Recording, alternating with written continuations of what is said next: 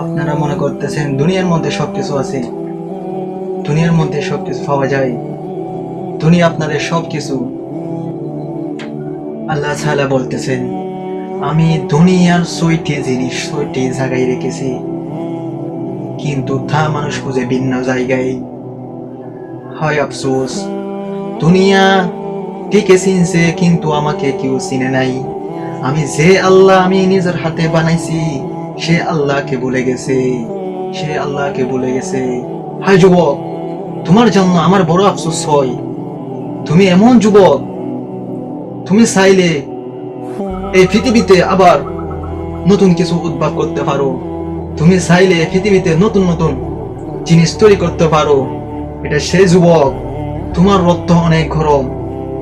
তুমি football kick মারলে তোমার শুটে হাতে ব্যথা লেগে যায়, তুমি গাড়ির আগে চলতে পারো। তুমি সেই যুবক, তোমার রক্ত অনেক গরম। তোমার বাবা একটা কথা বললে তোমার রক্ত গরম হয়ে যায়, তোমার মা একটা কথা বললে তোমার রক্ত গরম হয়ে যায়। যে মা তোমাকে জন্ম ধরে, যে মা তোমাকে ছোটবেলা থেকে লালন পালন করে, যার জন্য তুমি আজকে দুনিয়া দেখতেছো, এত নারী দেখতেছো, সে মা তোমাকে যদি একটা কথা বলে তোমার রক্ত গরম হয়ে যায়, তুমি তো সে যুবক। তুমি এখন বুঝবে না, যেদিন জিবরাইল আলাইহিস সালাম তোমার সামনে আসবে সেদিন তুমি তোমার এই কথাটা বুঝতে পারবে। তুমি এই কথাটা বুঝতে পারবে। বুঝতে আপনাকে একদিন হবে, বুঝতে আপনাকে একদিন হবে।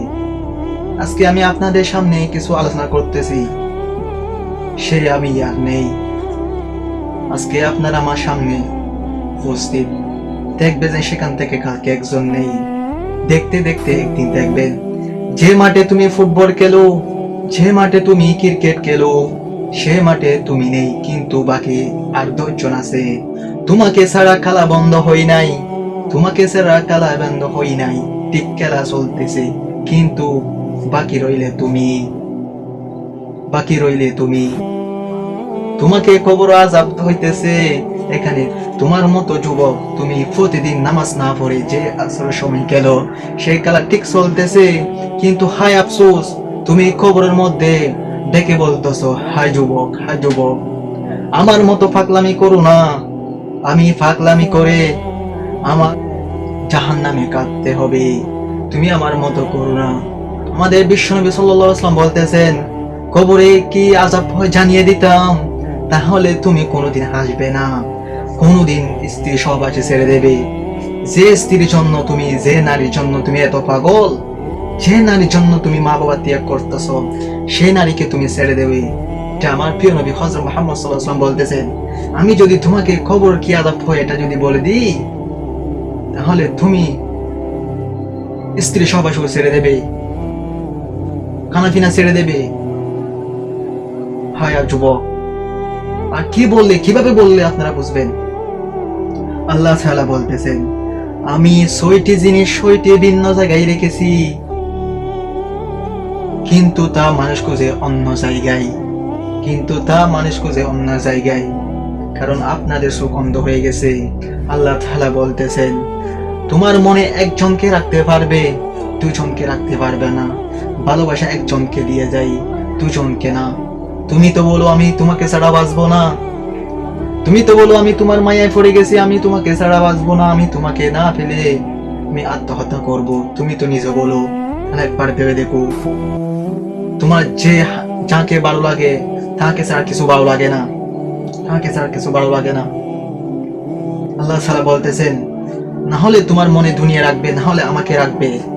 দুনিয়া রাখতে চাও, আল্লাহকে রাখতে চাও, তাহলে তুমি ওই ইবাদত করে শান্তি পাবে না, আমাকে রেখে শান্তি পাবে না, শান্তি পাবে না।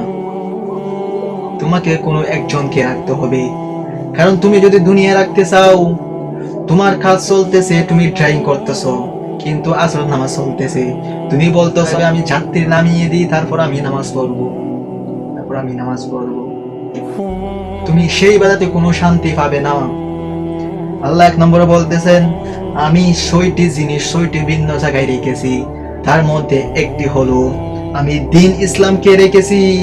ক্ষুধা ও দরিদ্রতা ও ধৈর্যের মধ্যে, কিন্তু তা মানুষ খুঁজে অন্য জায়গায়, তা মানুষ খুঁজে উদার ফুর্তি ও দুনিয়ার মধ্যে, সচ্ছলতার মধ্যে। হায় আফসোস, হায় আফসোস। আরে যুবক, তোমার যদি একটি গাড়ি হয় তুমি বলো আমার যদি আরেকটি বিমান থাকতো অনেক ভালো হতো। তোমার যদি একটা মোবাইল থাকে তুমি বলো আমার আইফোন থাকলে ভালো হতো। তোমার যদি একতলা বাড়ি থাকে তুমি বলো আমার 2 তলা ফ্ল্যাট থাকলে ভালো হতো। হায় আফসোস, তোমার যদি একটা সোনার পাহাড় থাকে তুমি বলো আমার 2টা সোনার পাহাড় থাকলে ভালো হতো। তুমি পৃথিবীতে কোনোদিন তুমি সন্তুষ্টি হতে পারবে না। মানুষটিও কখনো সন্তুষ্ট হতে পারে না। তুমি এক নারীতে আসক্ত হতে পারো না। এখন প্রেজেন্টলি জেনারেশনে একটা নারীকে স্পষ্ট করতেছো, আবার 1-2 মাস পরে তাকে ব্যাকআপ, আরেকটা ধরছো, এটাই ব্যাকআপ। তোমার বিবাহ আস্তে আস্তে তোমার মধ্যে 3-4টা 5টা 7টা 8টা মেয়ের সাথে পরিচিত হয়ে যায়। তুমি ভাবতেছো আমি বিবাহর আগে অনেকজনের সাথে রিলেশন করব, হারাম রিলেশনে জড়িত থাকবো, কিন্তু আমি বিবাহ করার সময় ফেরেশ করব। তুমি ভাবতেছো আমি অনেকজনকে নষ্ট করে ফেলবো, কিন্তু আমি যাকে বিয়ে করব সে ফেরেশ হতে হবে। সি যুবক, তোমার মতো এমন যুবক, তোমার বোনের মতো মেয়েকে নষ্ট করতেছো, তোমার একটুও লজ্জা হচ্ছে না? তুমি যদি তোমার বোনকে অন্য ছেলে যদি তোমার সামনে যদি হাত ধরে টাটানি করে, তুমি তো তাকে চিন্তা করতে ফেলবে, তুমি তো শেষ যুবক। তাহলে তোমার বাবা উচিত, আমার বোন আছে, আমারও মা বোন আছে, আমারও মনে হয় আমি যেভাবে করতেছি অন্য যুবক আমার বোনকে এভাবে করবে। তোমার তো লজ্জা হওয়া উচিত। তুমি ভাবতেছো আমি ফ্রেশ বিবাহ করব, কিন্তু আমি বিবাহের আগে অনেকজনকে কাজ করব। আল্লাহ বলতেছেন হবিসের জন্য হবিস, তুই হবিস পাবি বেটা, হবিস পাবি, তুই হবিস পাবি। বিবাহের আগে একটা মেয়েকে রাখলি না?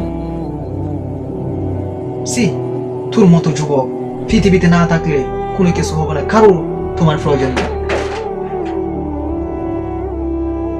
বলতেছে আমি তো প্রতিদিন দোয়া করি, আমার দোয়া কবুল হই না, বড় আফসোস আমার।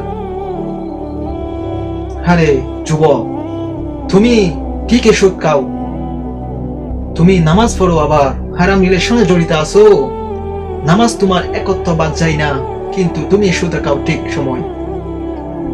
তুমি তো নামাজ পড়ো কিসের জন্য এটা জানো না, অথচ নামাজ পড়া আল্লাহ তাআলা বলতেছেন নামাজ পড়লে মানুষ নিকৃষ্ট আচরণ থেকে বেরিয়ে আসে, মন্দ কাজ থেকে বেরিয়ে আসে। কিন্তু ঠিক তুমি নামাজে পড়তেছো, অন্য মেয়ের সাথে টানাটানি করতেছো, একটা নারীর পিছনে এত অশ্লীলতা। তুমি ভাবতেছো আমি তো শুধু হাত ধরি, আমি তাকে স্পষ্ট করি না, আমি তাকে কোনো অশ্লীল কাজ করি না, আমি তার সাথে শুধু ফোনে কথা বলি, শুধু SMS করি, এটা তো কোনো হারাম পর্যায়ে যায় না। আমি তো তার সাথে কথা বলে আমি তাকে বিবাহ করব, আমি তো তাকে বিবাহর আগে কোনো টাচ করতেছি না। তুমি এটা ভাবো আমি টাচ করতেছি না, তাহলে আমার কি হবে? আরে যুবক, তুমি বুঝলে না, তুমি ভাবতেছো এইটা, কিন্তু আল্লাহ বলতেছেন ওয়ালা তাকরাবুজ জিনা, জিনা করো না এটা বলে নাই, জিনার দ্বারের কাছে যেও না, ইন্নাহু কানা ফাহিশা, এটা অশ্লীলতা, ওয়া সাবিলা, এটা নিকৃষ্ট আচরণ, তুমি এটা করো না। তুমি হাত ধরলে এটাই গুনাহ, তুমি কথা বললে এটাই জিনা, তুমি SMS করলে এটাই জিনা, তুমি ফ্রেন্ড রিকোয়েস্ট পাঠালে এটাই জিনা, তুমি ফ্রেন্ড রিকোয়েস্ট এক্সপেক্ট করলে এটাই জিনা, তুমি মনে মনে ভাবতেছো এটাই জিনা, তুমি হাত ধরে হাঁটতেছো এটাই জিনা, তুমি সুখে সুখে থাকছো এটাই জিনা, তুমি মনে মনে ভাবতেছো এটাই জিনা, তুমি মোবাইলে অপেক্ষা করে থাকতেছো ওর কলের জন্য এটাই জিনা। তুমি যা কিছু করো না কেন, তুমি বেগানা নারীর সাথে মনে মনে ভাবলে এটাই জিনা, তুমি যা কিছু করো না কেন এটাই জিনা। তুমি ভাবতেছো আমি তো শুধু কথা বলি, আমি তার হাত পর্যন্ত, আমার 2 বছর সম্পর্ক হয়ে গেছে, আমি আজ পর্যন্ত তার হাত স্পর্শ করি নাই। আমি শুধু ওর সাথে SMS করতেছি, শুধু কথা বলি। তুমি তো বুঝলে না, তোমার কথা এটাই যায় না, তুমি মনে মনে ভাবতেছো এটাই যায় না। তোমাকে আর কি করে বোঝাই যুবক? আল্লাহ বলতেছেন অশ্লীলতা যেও না। তুমি সুদ খাও এটাই অশ্লীল, তুমি ঘুষ খাও এটাই অশ্লীল, তুমি গালাগালি করো এটাই অশ্লীল, তুমি কারো মেয়ের সাথে SMS করো এটাই অশ্লীল, তুমি তোমার স্বাস্থ্য বোনের সাথে SMS করো এটাই অশ্লীল, তুমি স্বাস্থ্য বোনের সাথে আড্ডাবাজি করো এটাই অশ্লীল, তুমি রাস্তা দিয়ে মেয়ে হেঁটে যাই এটা দেখো এটাই অশ্লীল, তুমি বিয়ের সময় গান বাজনা করো এটাই অশ্লীল, তুমি খতনা করার সময় গাছ বাজনা করো এটাই অশ্লীল।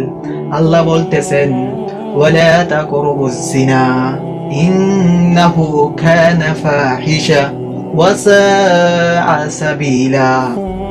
তোমরা জিনার দ্বারের কাছে যেও না, এটা বড় অশ্লীলতা এবং নিকৃষ্ট আচরণ। হ্যাঁ যুবক, বুঝতে তোমাকে একদিন হবে, তুমি যদি মরে যাবে সেদিনও তোমার নিজের বাবা নিজের মামা সবাই বাদ খাবে, তুমি কিন্তু কাঁদতে খাবে। তুমি নারী নিয়ে ফিরে থাকো। আজকে জেনারেশনে প্রত্যেক ঘরে ঘরে মোবাইল, প্রত্যেক মেম্বারের হাতে মোবাইল, প্রত্যেক সদস্যের হাতে মোবাইল, কিন্তু বাপ জানে না ছেলে মোবাইল নিয়ে কি করতেছে, বাপ জানে না মেয়ে মোবাইল নিয়ে কি করতেছে, মা জানে না মেয়ে মোবাইল নিয়ে কি করতেছে।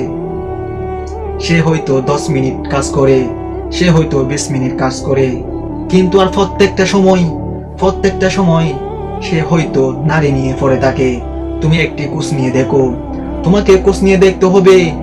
যদি তোমাকে আল্লাহ জিজ্ঞেস না করে তোমার ছেলে তোমার মেয়ে কি করতেছে, এটা যদি জিজ্ঞেস না করতো তাহলে তোমার কোচ নেওয়ার কোনো প্রয়োজন ছিল না। কিন্তু আল্লাহ তো বলেছেন তোমাকে অবশ্যই বলতে হবে। তুমি নামাজ পড়তে চলে গেছো তোমার ছেলেকে ঘুমায় রেখে, তুমি নামাজ পড়তেছো তোমার মেয়েকে ঘুমায় রেখে, তুমি ঠিক পর্দা করতেছো তোমার মেয়েকে বাহিরে রেখে, এটা কিন্তু হবে না। তুমি ভাবতেছো আমি বেঁচে যাব, আমার মেয়ে জাহান্নামে যাক, আমার ছেলে জাহান্নামে যাক, তুমি এটাতে তার পাবে না। ঠিক তোমাকে আল্লাহ ধরবে, তোমাকে আল্লাহ ধরবে। একটা ছেলে জন্ম দিলে বড় করে এটা তোমার, এটা সন্তানের দায়িত্ব না। সন্তানের দায়িত্ব হলো আল্লাহকে চিনা, আল্লাহকে চিনে দেওয়া, ঠিক মতো আল্লাহকে চিনে দেওয়া। আল্লাহ কেমন, আল্লাহ কোথায় থাকে, আল্লাহর জন্য কি করতে হবে এটাই তোমাকে চিনে দিতে হবে। তুমি তো এটা করো না, তুমি তো এটা করো না। তুমি বাবু দুনিয়া চললে আখিরাত এমনি এমনি চলতে পারবে। তুমি বাবু আমার অবশ্যই আমি যাওয়ার আগে বাড়ি ফেলে একটা তৈরি করে দিতে হবে, না হলে আমি মরার পর আমার সন্তান সন্তিরা কোথায় থাকবে, আমার স্ত্রী কোথায় থাকবে। তুমি বাবু আমি মরার আগে একটা 2 তলা কন্ডিশন দিয়ে আমার বাড়ি একটা করতে হবে, না হলে আমি মরে গেলে কবরে শান্তি পাবে না। তোমার জন্য কবরে ফেরেশতা ওয়েট করতেছে, বলতেছে তোমার জন্য, তোমাকে বলতেছে আয় চাচা তুমি তোমার মেয়েকে তোমার সন্তানকে একটা 2 তলা কন্ডিশন ফ্ল্যাট বানিয়ে দিয়ে আসো, না হলে তুমি কবরে শান্তি পাবে না। তোমাকে বলতেছে এখানে ডেকে ডেকে তোমাকে বলতেছে ফ্ল্যাট বানিয়ে দিয়ে আসো, না হলে ওরা জীবনে ফ্ল্যাট বানাতে পারবে না, তুমি কবরে এসে শান্তি পাবে না, এরকম বলতেছে তোমার জন্য তোমাকে কবর। আরে তুমি মরে গেলে তোমার ছেলে তোমার মেয়ে 2 তলা না 10 তলা কন্ডিশন এরকম আছে, অনেক প্রমাণ এরকম আছে। তুমি মরে গেলে কিছু হবে না, তুমি থাকলে কি না থাকলে কি, বরং কবরে তোমার জন্য অপেক্ষা করতেছো অনেক আযাব, অনেক শাস্তি। তুমি ভাবতেছো আমি যদি বাড়িটা না বানিয়ে যাই তাহলে কবরে শান্তি পাবো না, মরে শান্তি পাবো না, মরে শান্তি পাবো না। আমি যদি আমার ছেলেকে বিবাহ না দিয়ে যাই তাহলে মরে শান্তি পাবো না, আমার ছেলে আর কোনোদিন বিবাহ করতে পারবে না। আরে তুমি মরে দেখো, 2 দিন পর তোমার ছেলে বিবাহ নিয়ে আসবে, স্ত্রী নিয়ে আসবে। তুমি বাবা অন্যরকম, তুমি জানো না দুনিয়া ধোঁকা, স্ত্রী ধোঁকা, মা বাবা ধোঁকা, সব ধোঁকা। যে মা বাবা তোমাকে নামাজ না পড়ে আল্লাহকে না চিনাইয়া দুনিয়া চিনাই, সে মা বাবা ধোঁকা। যে মা বাবা তোমাকে আল্লাহকে চিনাই দিছে, যে মা বাবা আজানের সাথে সাথে তোমাকে ডাকাই দিছে, যে মা বাবা তোমাকে নামাজ না পড়ে খাবার দেয় না, সে মা বাবা তোমার প্রকৃত আপন, সে মা বাবা তোমার প্রকৃত একে বলে মা বাবা। তুমি আজকে বুঝলাম, আজকে বুঝলাম। বুঝতে আপনাকে একদিন হবে, বুঝতে আপনাকে একদিন হবে। আপনি ভাবেন আমার ছেলেটা বিদেশে না যেতে পারলে কিভাবে বিয়ে করে, কিভাবে বিয়ে করবে, বিয়ে করে বিদেশে গিয়ে টাকা কামাইয়ে তারপর বিবাহ করতে পারবে, না হলে কোনোদিন বিবাহ করতে পারবে না, কোনোদিন সাকসেসফুল হতে পারবে না। চাচা আপনি এখন বুঝলেন নাই, আপনার ছেলে, আপনি যে ছেলের জন্য সুদ নিয়ে বিদেশে পাঠাইলেন, সে ছেলে বা বিদেশ থেকে টাকা কামিয়ে এসে তোমাকে বৃদ্ধাশ্রমে দিয়ে আসবে না, এটা কি গ্যারান্টি? আমাকে এটা বলেন। যে ছেলের জন্য তুমি সুদ নিয়ে বিদেশ পাঠাইলেন, সে ছেলে তোমাকে বৃদ্ধ হলে বৃদ্ধাশ্রমে না দেবে, এটা কি গ্যারান্টি? আমাকে বলেন। আজকাল হয়তো হাজার হাজার টাউনে শহরে দেখতেছেন হাজার হাজার মানুষ বৃদ্ধাশ্রমে, কিন্তু কোনো গরিব না, যারা গরিব ওদের মা বাবা কোনো বৃদ্ধাশ্রমে নেই। আমি একদিন গিয়েছিলাম আমার উস্তাদের সাথে, সেখানে দেখতেছিলাম অনেক মা বাবা বৃদ্ধাশ্রমে পড়ে আছে। আমি একজনকে জিজ্ঞেস করেছিলাম আমার উস্তাদের পিছনে, চাচি আপনার কি ছেলে মেয়ে নাই? চাচি আমাকে কান্না করে বলতেছে, আহ বাবা কি বলবো তোমাকে, আমার ছেলে তো যশ, আমার ছেলে তো যশ, আমার দুইটা ছেলে, একজন তো যশ আর একজন তো পুরুষ। আমার ওর কথা শুনে বুকটা ফেটে গেল। হাই চাচি, হাই চাচি, তোমার ছেলে যশ, তোমার ছেলে পুরুষ, তোমার আজকে ঠিকানা কেন আমাকে একটু বলবেন? তখন চাচি বলতেছে, এখন আর কি বলবো, বললে আর কি হয়, বলতেছে একটু বলেন না চাচি, আমার শুনতে ইচ্ছা করতেছে আপনার কথা কাহিনী, আজকাল স্টোরি বলে। তখন চাচি বলতেছে, আমি আমার ছেলেকে আমার দেড় মহল দিয়ে আমি পড়ালেখা করাইছি, গ্রাম থেকে এখানে শহরে এসে আমি পড়ালেখা করাইছি, ওর বাপ নাই, ওকে আমি ছোটবেলা থেকে মানুষের ঘরে ঘরে তাকে পড়ালেখা করাইছি। ওই দুই ছেলেকে, ওই দুই ছেলে এখন যার যার বই নিয়ে তেতে সেটেল হয়ে গেছে, কিন্তু শেষ পর্যন্ত আমি আমার স্বপ্নগুলো হারাইছি। আমি আমার জীবনকালে ওদের জন্য বিবাহ না করে ওদের জন্য ঘরে ঘরে গিয়ে টাকা কামাইয়া ওদেরকে পড়াশোনা করাই এত বড় করছি, কিন্তু এত বড় করছি, অনেক না অনেক সম্মান রেসপেক্ট ওদেরকে দিয়েছি, ওদের জন্য দোয়া করেছি, ওদেরকে টাকা পয়সা আমার কিচ্ছু নেই, আমি সব দিয়ে ফেলছি। আমার ছেলে বড় ছেলে একটা বাড়ি বানাইছে 3 তলা কন্ডিশন দিয়ে।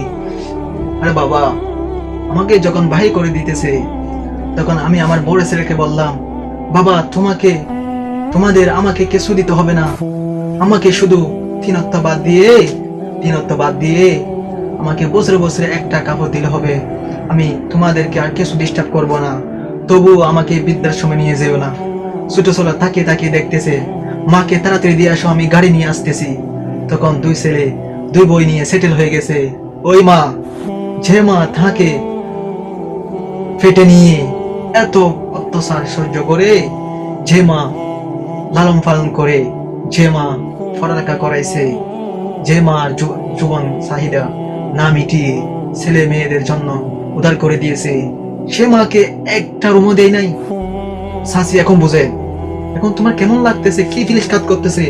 তখন শাশি বলতেছে, হাই আফসোস, আমার যদি আবার জন্ম হয়, আমার যদি আবার ছেলে হয়, তাহলে আমি একটা কাজ করতে জীবনে বলবো না।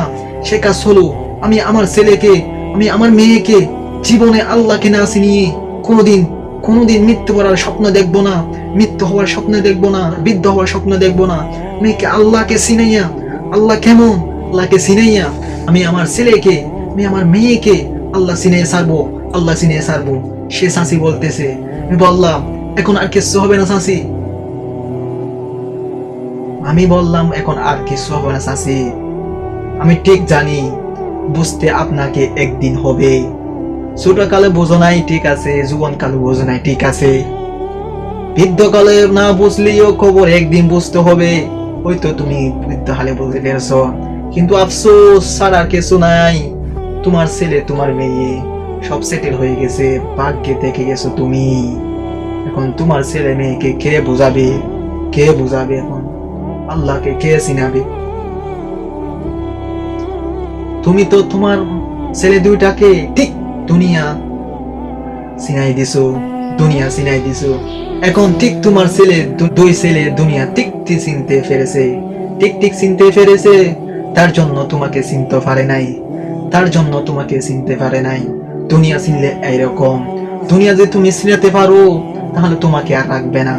আল্লাহকে যদি চিনাইতা, আল্লাহকে যদি চিনাইতা, তাহলে আজকে আপনি ওদের মাথার উপরে ছায়া হয়ে থাকতে পারতে। হায় আফসোস, এখন আর কিছু করার নেই। আমার শিক্ষক ওই আরেকজন থেকে জিজ্ঞেস করতেছে, ঠিক একই জবাব দিয়ে বলতেছে, হাই বাবা কি বলবো তোমাকে, আমার ছেলে তো অনেক বড় বিজনেসম্যান, শহরের এক নামে একটাকে চিনে, অনেক বড় বিজনেসম্যান একটা ছেলে। আমি আমার ছেলেকে অনেক আদর করতাম, অনেক ভালোবাসতাম।